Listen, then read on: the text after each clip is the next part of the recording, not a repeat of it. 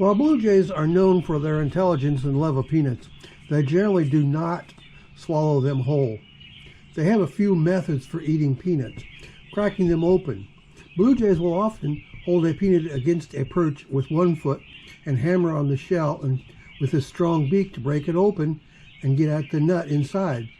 And stuffing and flying, they will frequently grab one or more peanuts in their beak, sometimes even store them in a throat pouch called a gular pouch, and fly off to a safer, more private location to eat them.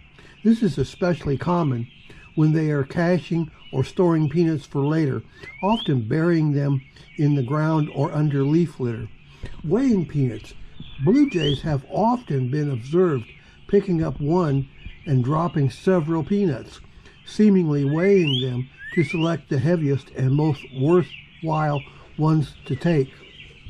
So while they are adept at carrying multiple peanuts, their typical consumption involves breaking them open and storing them rather than eating them whole.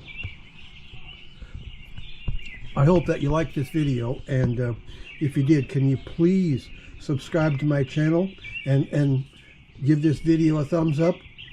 And thanks a lot, and I will talk to you next time. Bye.